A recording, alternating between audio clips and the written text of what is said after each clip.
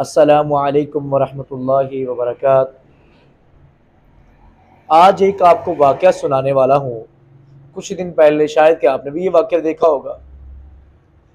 एक रूसी ख़तून है, वो शैतान की गुमराही के अंदर आ चुकी है और वो बहुत से ऐसे इल्म करती है जिससे इंसानों को नुकसान पहुँचता है, जैसा कि काला इल्म, सुफली इल्म, बहुत से ऐसे गुनाह करती है।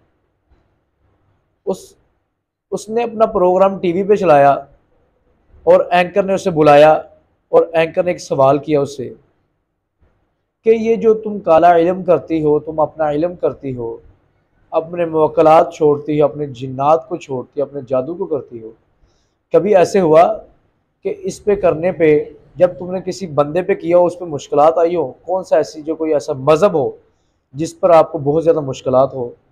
उसने इंग्लिश में कुछ बोला और कहा, सबसे ज़्यादा मुश्किल मुझे मुसलमानों पर जादू करना है। उन पर जादू करना बड़ा ही मुश्किल है, वो बड़ी परेशानी होती है। उसने पूछा उसकी वजह क्या है?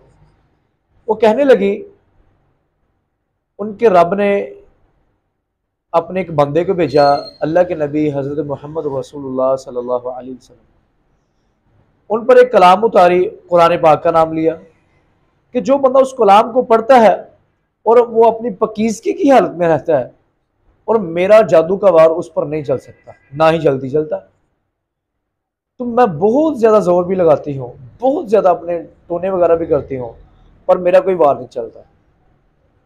तो अल्लाह के नबी हज़रत मोहम्मद रसूलुल्लाह सल्लल्लाहु अलैहि वसल्लम ने ये अपनी उम्मत के लिए 1400 साल पहले बता दिया था कि जो बंदा अपने ये कुरान पाक को पढ़ता रहेगा, सुबह शाम के अज़कार करेगा, शैतान का उस पर कोई वार भी नहीं चल सकता।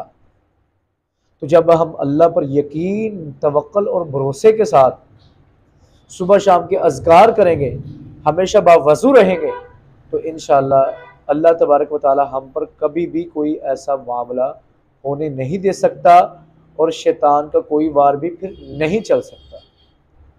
तो इसी तरह अपने सुबह शाम के अज़कार लाज़िम करने चाहिए और शैतान की शर से बचना चाहिए और अल्लाह ताला से ये दुआ करनी चाहिए, अल्लाह हमें अपने हिफ्ज़ व अमान में रखे और हमें शैतान की शर से और हासिदीन की हसद से बचा के रखे।